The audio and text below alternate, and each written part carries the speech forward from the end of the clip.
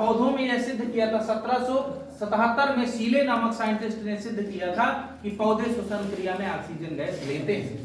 और एक साइंटिस्ट थे क्रुक्स नामक साइंटिस्ट थे। क्रुक जो थे, इन्होंने 1615 में इन्होंने सर्वप्रथम डिस्कोर्स किया था, बताया था कि श्वसन क्रिया में जंतु ऑक्सीजन गैस लेते हैं, जंतु ऑक्सीजन गैस लेते हैं श्वसन क्रिया में। जबकि सीले नामक साइंटिस्ट ने सर्वप्रथम 1777 में बताया था कि पौधे श्वसन क्रिया में ऑक्सीजन गैस लेते हैं, उन्होंने प्रयोग द्वारा सिद्ध किया। कितनी बात समझ में आई? अब इसके बाद आता है श्वसन कितने प्रकार का होता है। तो श्वसन दो तरह का होता है। एक तो बोलते हैं aerobic respiration, aerobic respiration, aerobic respiration Hindi बोलते हैं वायवीय श्वसन, या इसी को बोलते हैं ऑक्सी श्वसन या ऑक्सी श्वसन, ऑक्सी श्वसन। दूसरा होता है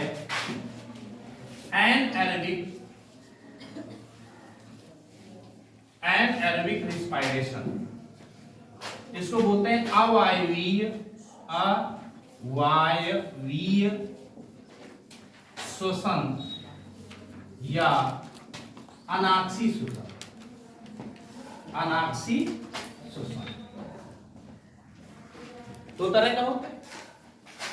अब हम एरोबिक रेस्पिरेशन की बात करें।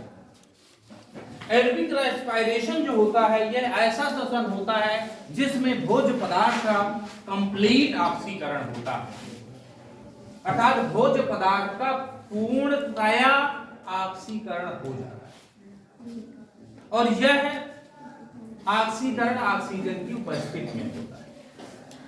यानी कि वह ऑक्सीकरण जो ऑक्सीजन की उपस्थिति, ऐसे कह सकते हैं वह श्वसन जो ऑक्सीजन की उपस्थिति में होता है और भोज्य पदार्थ का पूर्ण रूप से ऑक्सीकरण हो जाता है, ऐसे श्वसन को हम वायवीय श्वसन या ऑक्सी श्वसन कहते हैं।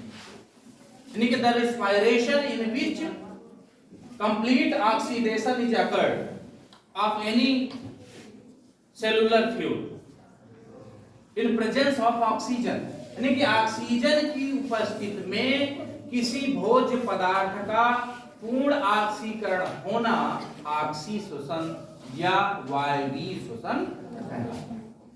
इतनी बात समझ में है? किसी कोई प्रॉब्लम? एक बार फिर से समझ लीजिए। वह श्वसन जिसमें भोज्य पदार्थ का ऑक्सीजन की उपस्थिति में पूर्ण रूप से ऑक्सीकरण होता है, ऐसे ऑक्सीकरण को हम वायवीय श्वसन या ऑक्सी श्वसन के नाम से जानते हैं। किसी कोई प्रॉब्लम? सबके समझ में आ गया? दूसरा होता है एनएरोबिक रेस्पिरेशन, अवायवीय श्वसन या अनाक्सी श्वसन। वह श्वसन जो ऑक्सीजन की अनुपस्थिति में संपन्न होता है और भोज्य पदार्थ का अपूर्ण ऑक्सीकरण होता है, अपूर्ण ऑक्सीकरण, अर्थात पूर्ण रूप से ऑक्सीकरण उसका नहीं है। अब दोनों में अंतर क्या है अगर पूछा जाए, ऑक्सी श्वसन अनाक्सी श्वसन अर्थात वायवीय श्वसन और अवायवीय श्वसन में अंतर क्या है? What is the difference between aerobic and anaerobic respiration? तो क्या बताएंगे? वायवीय श्वसन में ऑक्सीजन की आवश्यकता होती है, अवायवीय श्वसन में ऑक्सीजन की आवश्यकता नहीं होती है। वायवीय श्वसन में भोज्य पदार्थ का पूर्ण ऑक्सीकरण होता है, जबकि अवायवीय श्वसन में पूर्ण रूप से ऑक्सीकरण नहीं होता है। तीसरा अंतर, वायवीय श्वसन में ऊर्जा बहुत ज्यादा निकलती है, अवायवीय श्वसन में ऊर्जा, ये अंतर हो गए। किसी कोई प्रॉब्लम? एक बार फिर से अंतर समझ लीजिए। वायवीय श्वसन में ऑक्सीजन की आवश्यकता होती है, अवायवीय श्वसन में ऑक्सीजन की आवश्यकता नहीं होती है। वायवीय श्वसन में भोज्य पदार्थ का पूर्ण ऑक्सीकरण होता है, जबकि अवायवीय श्वसन में भोज्य पदार्थ का अपूर्ण ऑक्सीकरण होता है।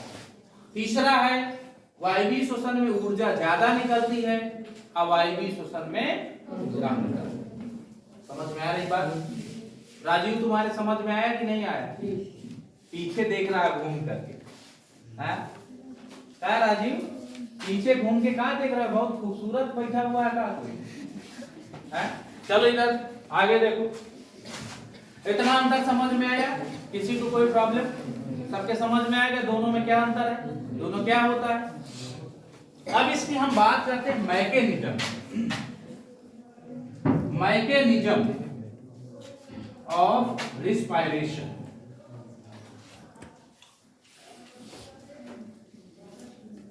श्वसन की हिंदी में बोलेंगे श्वसन की क्रियाविधि,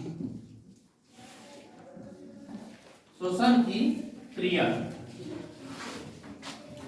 श्वसन की क्रियाविधि की यदि हम बात करें तो इसके दो स्टेप होते हैं। पहला होता है ग्लाइकोलाइसिस, ग्लाइकोलिसिस, और दूसरा होता है ऑक्सी एल्बिक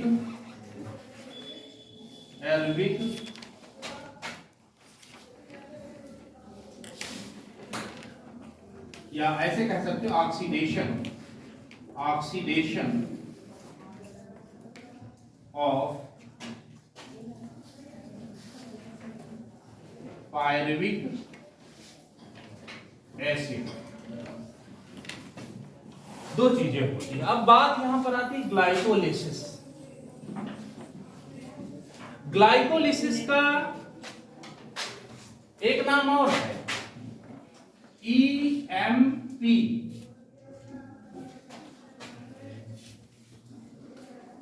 पाथवे। इसका एक नाम और है कॉमन रिस्पायरेशन, रिस्पायरेशन एक नाम और है, इसको कहते हैं साइटोप्लाज्मिक रिस्पायरेशन। अब है क्या? अब हम भोज्य पदार्थ ले रहे हैं, क्या? ग्लूकोज। क्या ले रहे हैं? ग्लूकोज। इसका किस तरह से ऑक्सीकरण होता है वो आपको पहले समझना है, चाहे वो एल्बिक रिस्पायरेशन हो या एनएल्बिक रिस्पायरेशन, दोनों की बात कर रहे हैं। इसका जब इसका अपघटन शुरू होता है श्वसन में, तो पहले क्रिया होती है ग्लाइकोलिसिस की, ठीक है? तो ग्लाइकोलिसिस में क्या होता है? ग्लूकोज का पहले पायरुविक एसिड में, पायरुविक एसिड में अपघटन हो जाता है, यानी कि synthesis of pyruvic acid from glucose is called glycolysis। Glucose से पायरुविक एसिड या पायरुविक अम्ल के संश्लेषण की क्रिया को हम ग्लाइकोलिसिस कहते हैं। ग्लूकोज से पायरुविक एसिड बनने की क्रिया को या संश्लेषण होने की क्रिया को हम ग्लाइकोलिसिस कहते हैं। कोई प्रॉब्लम किसी को? इसे EMP पथवे भी कहा जाता है। क्यों? क्योंकि जर्मन साइंटिस्ट इम्बडेन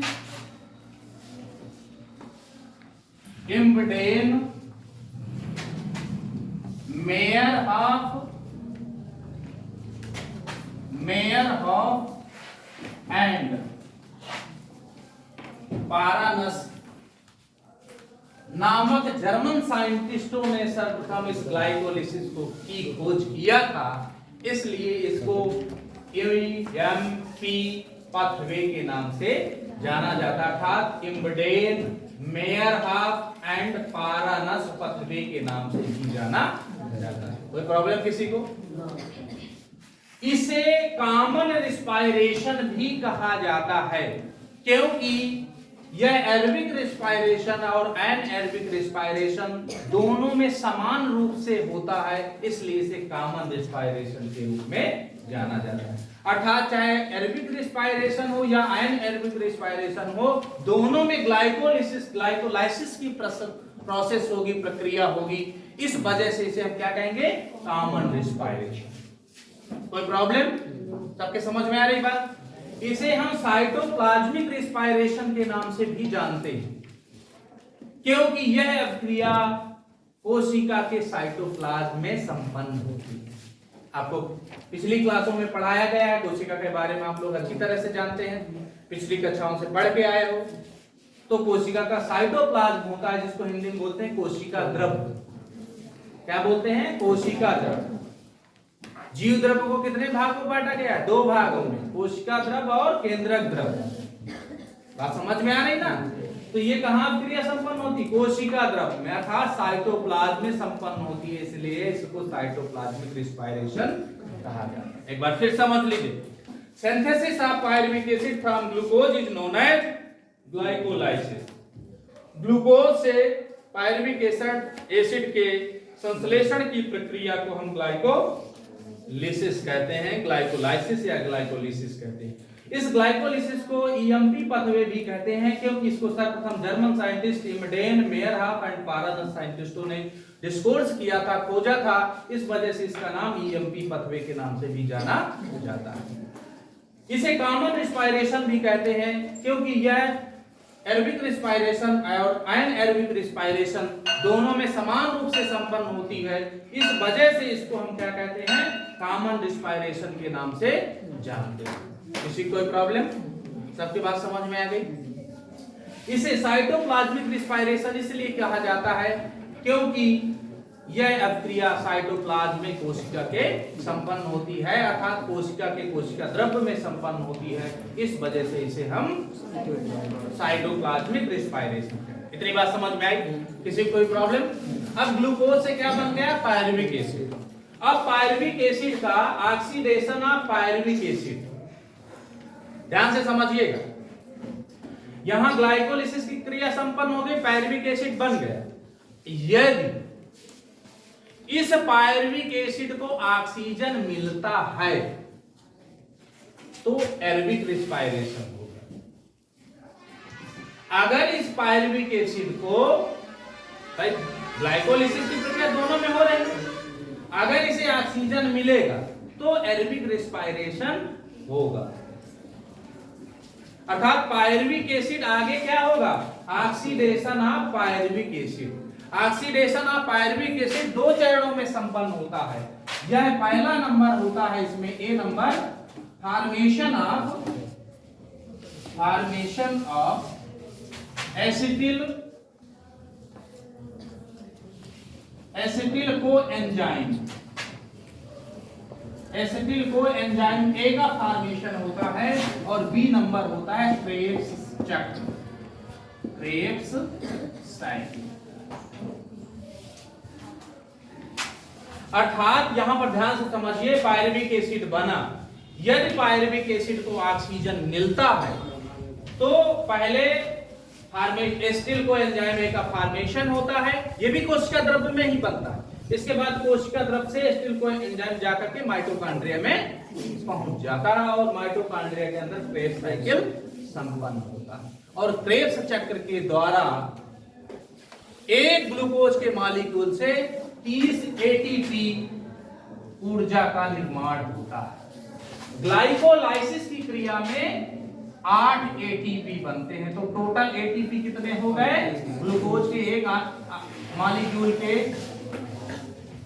ऑक्सीडेशन से, कंप्लीट ऑक्सीडेशन से 38 एटीपी एनर्जी रिच कंपाउंड का फॉर्मेशन होता है। अर्थात कहने का मतलब है, यदि पायरुविक एसिड को ऑक्सीजन मिली तो ऑक्सीजन मिलने के बाद पहले एसिटिल कोएंजाइम ए का निर्माण करता है, फिर एसिटिल कोएंजाइम ए कोशिका द्रव्य से माइटोकॉन्ड्रिया में प्रवेश कर जाता है, और माइटोकॉन्ड्रिया में प्रवेश करने के पश्चात क्रेब्स साइकिल संपन्न होती है।